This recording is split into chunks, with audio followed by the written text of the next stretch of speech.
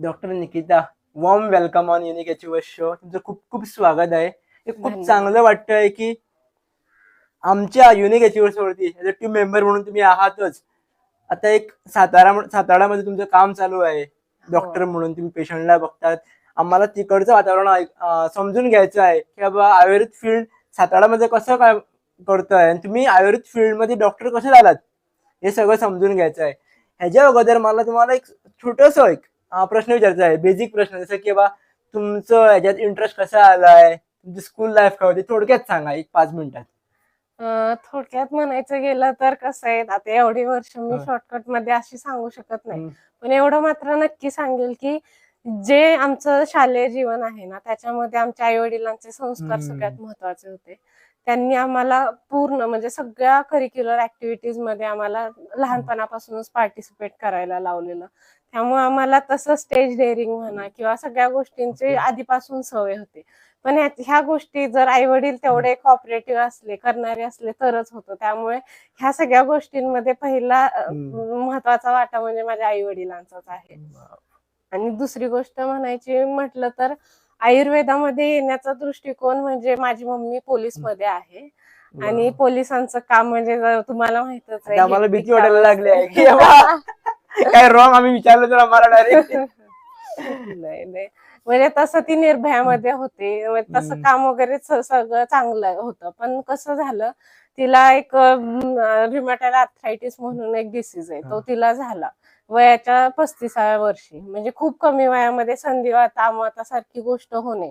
मग तेव्हा मी 8वी मध्ये होते. तर 8वी मध्ये मला असं वाटलं की हे कमी वयामध्ये संधिवात मम्मीला कसा झाला. मग त्याच्यासाठी मम्मीला ट्रीटमेंट सुरू होत्या. मग ॲलोपॅथीच्या ट्रीटमेंट सुरू होत्या आणि मग ते स्टिरॉइड्स घेऊन घेऊन मम्मीला 37व्या वर्षी कॅटरॅक्ट झाले दोन्ही डोळ्यांना. आणि ऑपरेशन 40च्या आतमध्येच झालं. तर मला काय म्हणायचं होतं की ह्या सगळ्या गोष्टी ज्या आहेत की वय वय नसताना देखील सुद्धा संधिवात आमातासारखे रोग होत आहेत. आणि त्यानंतर हे अशी औषधं खाऊन जर असं जर ऑपरेशन म्हणजे एक रोग बरा करायच्या नादात दुसरा रोग तयार होत असेल, तर त्यापेक्षा अशा गोष्टींमध्ये मला प्रॅक्टिस करायला आवडेल की ज्याच्यामध्ये त्या पेशंटला तो रोग बरा होण्यासाठी त्याला झटलं पाहिजे, ना की तो रोग बरा करत करत दुसरा रोग तयार होण्यासाठी. मग त्याच्यामध्ये मला आयुर्वेद हा ऑप्शन म्हणून नाही तर मी म्हणजे प्रथम दर्शी किंवा प्रथम काय म्हणतात, म्हणजे माझा पॉइंट ऑफ व्ह्यूच असा होता की नाही, आता आपण आयुर्वेदमध्ये करायचं. मग माझं हिंदी होतं आणि संस्कृत नसताना देखील मग मी संस्कृत सब्जेक्ट घेतला की जेणेकरून नाही आपल्याला आयुर्वेदामध्येच करायचं. इकडेच मला असं. डोक्यात मला 3-4 प्रश्न असे येत असतात. पण एक मी तुम्हाला एक सांगेन आता की आम्ही नक्कीच एक मोठा पॉडकास्ट नक्कीच आम्ही पूर्ण घेऊया. हो ज्यामध्ये मी हो, पूर्ण तुमची नक्की. जर्नी आम्हाला मला कव्हर करायची आहे. आता आम्हाला वेळ कमी आहे. तुमचा वेळेचा बांध देऊन मी थोडक्यात तुम्हाला मेन मेन प्रश्न विचारायचा प्रयत्न करेन. चालेल. आता जसं की प्रश्न असा आहे की आता साताऱ्यामध्ये, आता गोव्यामध्ये आयुर्वेद फील्ड हा मोठा पसरलेला आहे. हो. साताऱ्यामध्ये कसं काय काम चालू आहे आयुर्वेदचं आणि काय इम्पॉर्टन्स आहे, किती इम्पॉर्टन्स आहे? बरोबर आहे. कसं आहे, आता सध्या सातारा जिल्ह्यामध्ये चांगलं काम चालू आहे, म्हणजे बरंच चांगलं. आणि जसं म्हणताय की आता कोविडमुळे लोकांना आयुर्वेदाचं महत्त्व कळालेलं आहे.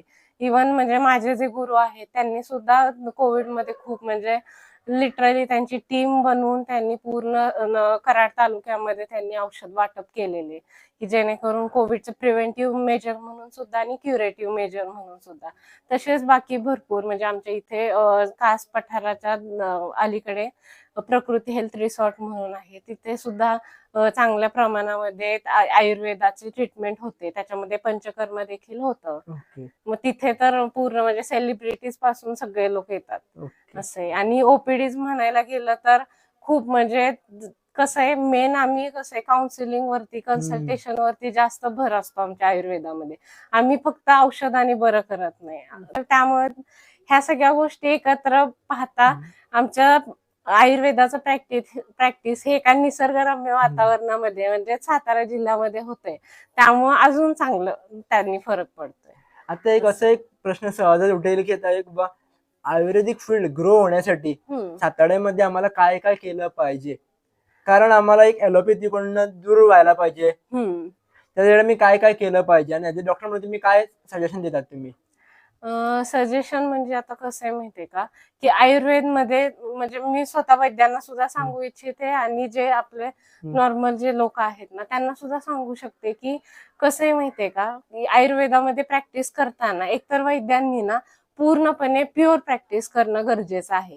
कारण ते मिक्सोपॅथी किंवा आयुर्वेद, ॲलोपॅथी ह्याचे जर ट्रीटमेंट जर मिक्स करून केली ना, तर त्यांनी कसं आहे माहितीये, एकतर रेप्युटेशनला सुद्धा फरक पडतो आणि दुसरं म्हणजे आपला कॉन्फिडन्स स्वतः म्हणजे आयुर्वेदावरचा लूज होतो. त्यामुळे माझं असं म्हणणं आहे, की प्रत्येक वैद्यांनी स्वतः आयुर्वेदामध्ये उतरून आणि आयुर्वेदाचीच प्युअर प्रॅक्टिस केली पाहिजे. आणि त्याचा लागणारा जर काही सेटअप वगैरे कसं काय केलं पाहिजे वगैरे त्याच्याबद्दल जर माहिती हवी असेल ना, तर मला कॉन्टॅक्ट करू शकता. मी त्याच्याबद्दल सगळी माहिती देते कारण मी स्वतः गुरुकुल वगैरे केलेलं आहे. आणि तिसरी गोष्ट म्हणजे सगळ्यात महत्वाची, की तुम्हाला आयुर्वेदाचा प्रॅक्टिस करण्यासाठी पीजी करणं हे गरजेचं नाहीये. आजकाल काय झालेलं आहे, की सगळे लोक पीजी म्हणजे नाही युजी झाली की पीजी, मग ते एमबीबीएस असो किंवा बीएमएस असो किंवा आणखी कोणतेही आयुषचं असू दे. पण मेन गोष्ट काय आहे, की आपली प्रॅक्टिस परफेक्ट पाहिजे. प्रॅक्टिस आणि बेसिक्स ज्या आपल्या जर परफेक्ट असतील ना, तर पीजीची अशी गरज नाही लागणार तुम्हाला. असं आहे. आणि जरी करायची म्हटली तरी तुम्ही पुढे करू शकता.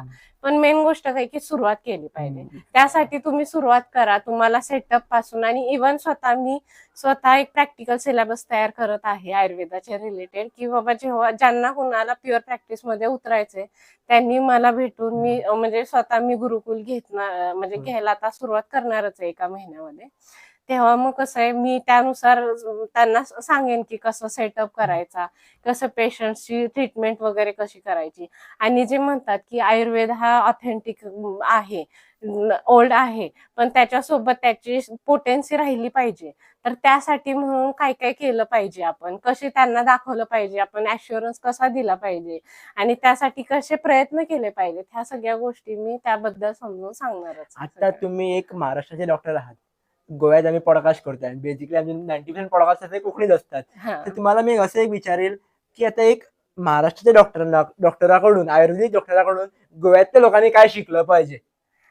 कसं आहे माहितीये का, गोव्यातल्या लोकांना खरं तर जास्त शिकवायची गरज नाहीये. कारण की आता 2 दिवस झाले मी गोव्यामध्ये आलेली आहे. त्यातल्या त्यात आपला नॉर्थ गोवा. हो. म्हणजे मला इतकं छान वाटतंय किंवा इथे आले की घरामध्ये गरम पाणी करणे किंवा जेवणामध्ये जास्त मसाले न करता आपल्या नैसर्गिक आणि सगळ्यात महत्त्वाचं रानभाज्यांचा वापर कोकणामध्ये खूप जास्त आहे. त्यामुळे जी लाईफस्टाईल आहे ना, त्याबद्दल जास्त फोकस करण्याची मला इथं गरज नाही. कारण स्वतः कोकणी म्हणजे आपल्या गोव्यातील पूर्ण सगळे लोक जास्तीत जास्त चांगली लाईफस्टाईल ठेवण्याचा प्रयत्न करतच आहेत. पण ते करत असताना सुद्धा काही कुठल्या गोष्टी कमी पडतात. जसं आयुर्वेदामध्ये पंचकर्म आहे. पंचकर्म केल्यानंतर जे रसायन चिकित्सा आहे, म्हणजे आपण रिज्युनेशन म्हणतो. तर त्याची जी गरज पडते त्यासाठी म्हणून आम्ही म्हणजे जेवढं माझ्याच्यानी होईल तेवढं सगळं गोव्यातील लोकांना तेवढं तर मी करू इच्छिते आणि माझी तेवढी इच्छा आहे म्हणूनच मी थोडंसं माहिती काढायला म्हणून गोव्याला आलेले. एक मी थोडक्यात सांगेन, स्पेशली ह्या साताऱ्याच्या लोकांना मेसेज आहे, की आम्ही साताऱ्यामध्ये लवकरच येतो आहे. तुमचं नाव रजिस्ट्रेशन इकडे करून घ्या. तुम्हाला जर गेस्ट म्हणून तिकडे यायचं असेल चॅनलला, हो, हो. तुम्ही नक्कीच कॉन्टॅक्ट करू शकता. आणि याची खूपशी इन्फॉर्मेशन आहे, जी आम्ही आता सगळी बोलू शकत नाही. निकिता ताईंना कॉन्टॅक्ट करा आणि त्यांच्याकडनं घ्या. हो, हो. नक्की. आता ओव्हरऑल आमचा हा पॉडकास्ट सोडून जर काय घ्यायचं असेल, छोटा पॉडकास्ट आलाय 10-15 मिनिटाचा असेल, तर यातून काय लोकांनी शिकून घ्यायचं किंवा आम्ही काय मेसेज घ्यायची यातून? कसं आहे आता मेसेज म्हटलं तर माझा स्वतःचा एक प्रकल्प आहे विचाराचे झाड म्हणून. तर ते मी 3 वयोगटामध्ये डिव्हाईड केलेलं आहे. त्याच्यामध्ये जे आपला लहान मुलांचा ग्रुप आहे, तर त्याच्यामध्ये कसं केलंय, की लहान मुलांनी आता महत्वाचं काय आहे, शिक्षण सगळीकडे आहे, शाळा सगळीकडे आहेत. पण जे शिकता आलं पाहिजे ते म्हणजे ना पॅरेंट आणि चिल्ड्रन मधलं कम्युनिकेशन. आणि त्याच्यामध्ये होणाऱ्या ज्या मध्ये हिंड्रन्स येतात, जसं की मोबाईलचा वापर. मुलं आजकाल म्हणजे आमच्या वेळेस किंवा तुमच्या वेळी असं इतका मोबाईलचा वापर बरोबर. नव्हता. तसा आता इतका वाढलेला आहे. तर तो आटोक्यात आणण्यासाठी जसं आपण जेवणामध्ये उपवास करतो, श्रावणाचे उपवास करतो, की नाही नॉनव्हेज नाही खाल्लं पाहिजे. समजा आठवड्यातून उपवास करतो. तसं माझं म्हणणं आहे, की ॲटलीस्ट मुलं तुमच्या आजूबाजूला असताना तुम्ही मोबाईलचा उपवास करणे गरजेचं आहे.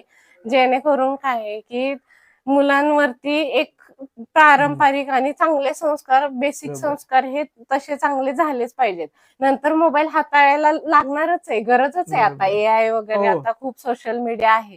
पण कसं आहे, ज्या बेसिक गोष्टी आहेत ना, ते त्या वयात शिकणे गरजेचे आहे. बरोबर. त्यामुळे त्याच्यासाठी म्हणून मी विचाराच्या झाडासाठी मी म्हणजे ह्या संकल्पातून मी सगळ्या शाळांमध्ये वगैरे लेक्चर्स घेत आहे. वाव. आणि त्यासोबत लहान मुलांपासूनच आयुर्वेदाचा हम्म. प्रचार करायची सुरुवात करते. कारण सध्या तर आमच्या महाराष्ट्राच्या सिलेबसमध्ये तशी माहिती नाही आहे आयुर्वेदाची. त्यामुळे कसं आहे, आणि कसं आहे, घरातल्या लहान मुलं आहेत ना, ह्या कुठल्या पण गोष्टीचं एक प्रसार माध्यम म्हणता बरोबर. येईल.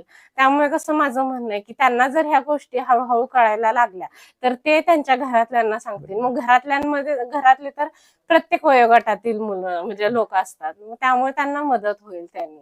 असे त्यानंतर काय, यंगर आपलं युथ ग्रुप, तर त्याच्यामध्ये मी स्वतः मी जेव्हा मेडिकल ऑफिसर म्हणून होते, तर तेव्हा मी STI RTI म्हणा, स्किल लॅब्सचे वगैरे ट्रेनिंग वगैरे केलेले आहेत. तर त्याच्यानुसार म्हणजे मला एवढं कळालं की जे म्हणजे वाढत असताना जे आपले अडल्टिंग येत असते, तर त्याच्यामध्ये घ्यायच्या ज्या प्रिकॉशन्स असतात, प्रिव्हेन्शन्स असतात, आणि त्याच्यासाठी क्युरेटिव्ह म्हणून तुम्ही आयुर्वेदाला आत्मसात करणं गरजेचं आहे. आयुर्वेदाला आपली फर्स्ट चॉईस, म्हणजे दरवेळेस काय होतं की आपण ॲलोपॅथी, मॉडर्न मेडिसिन किंवा कोणते त्या मेडिसिन खराब नाहीये, पण कसं आहे, प्रायोरिटी ही आपण निसर्गाला दिली पाहिजे. त्या उद्देशाने आयुर्वेदाकडे पहिलं पाऊल टाकणं हे गरजेचं आहे असं मला वाटतं. त्यामुळे त्यांनी तिथपर्यंत जावं अशी माझी इच्छा आहे. आता एक मी विचारेल, तुमचं वय काय आहे जे सांगू शकाल तर? माझं वय 26. 26. छोटा पॅक बडा धमाका. असं वाटत नाही की बाबा एवढ्या छोट्या वयात एवढे झाले करतात, म्हणून मी विचारलं की वय काय आहे का म्हणून.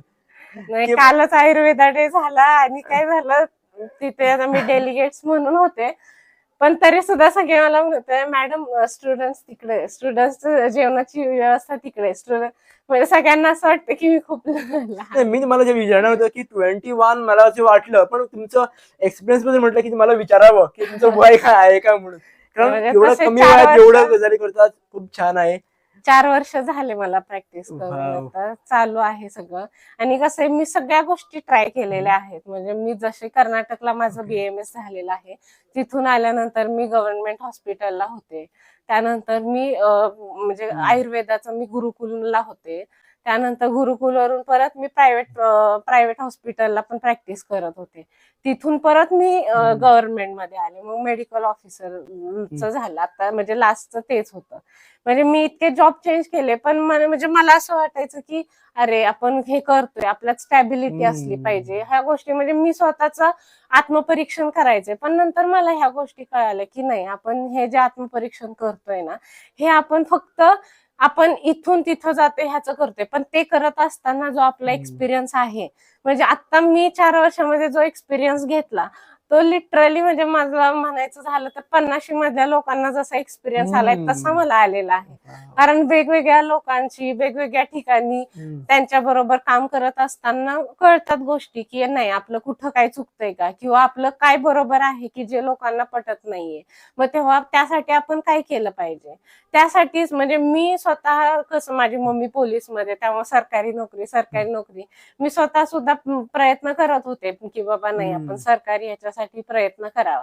पण नंतर मला कळालं नाही, आपल्याला लोकांपर्यंत पोहोचायचे, त्यासाठी आपण सरकारी नोकरी चूज केलेली बरोबर आहे. आता 1 वर्ष मी पोहोचले सुद्धा, पण त्याचा फायदा आता मला सगळ्यांना म्हणजे आयुर्वेदाची ट्रीटमेंट देऊन करायचंय. त्यामुळे म्हणून मी स्वतःच्या प्रायव्हेट प्रॅक्टिस मध्ये उतरले.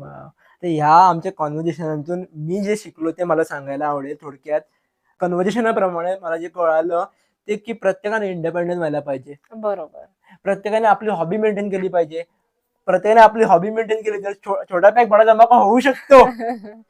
बरोबर आहे. हॉबी मेंटेन म्हणजे असं झालं की तुम्हाला सांगते, मी 2020 मध्ये आम्ही कोहिनूर म्हणून एक ब्युटी पॅजंट होतं, त्याच्यामध्ये पार्टिसिपेट केलेला. तर तेव्हा इंटरव्ह्यू वगैरे ते सगळं झालं, आणि जेव्हा शो सुरू झाला आणि जेव्हा क्वेश्चन आन्सर राऊंड होते, तेव्हा मला क्वेश्चन विचारला की तुम्ही आयुर्वेदामध्ये कशामध्ये करणार आहे प्रॅक्टिस. तर मी तेव्हा म्हटलं की नाही, मला जे असाध्य रोग आहेत, म्हणजे इनक्युरेबल डिसीजेस आहेत ना, तर मला त्याची ट्रीटमेंट करायची लोकांसाठी. तर तेव्हा होते एक थर्ड इयरला वगैरे होते. तर तेव्हा माझ्यासोबतचे म्हणजे लिटरली ते हसलेच माझे ते व्हिडिओ बघून आणि म्हटले काय ग आत्ताशी तर शिकते आणि तुला काय असाध्य रोग इन्क्युरेबल डिसीज ट्रीट करायचे का असं. पण म्हणजे माझं ध्येय म्हणजे माझ्या माइंड मध्ये ऑलरेडी क्लॅरिटी होती, कारण मी तसा अभ्यास केलेला. म्हणजे कसं आहे, आयुर्वेद असं समुद्रासारखं आहे, किती पण घ्या ते समुद्र बरोबर आहे. आहे. बरोबर, पण तरी सुद्धा त्यातल्या त्यात मी क्लॅरिटी काढली की नाही, आपण फोकस केला पाहिजे. आता असं. मी मला ऍक्च्युली मला खूपच प्रश्न खराने विचारायचा आहे, खूपच बोलायचं आहे, पण एक टाइम लाईन हो सेट हो झाल्यामुळे मला इंटरव्ह्यू आम्हाला समाप्त करावी लागणार आहे. तुम्हाला पुढच्या वाटचालीसाठी खूप खूप शुभेच्छा. असंच काम धन्यवाद. करत राहा. पुन्हा भेटूया आणि पुन्हा एक हो मोठा हो प्रकाश करूया. नक्की. हो हो धन्यवाद. नक्की.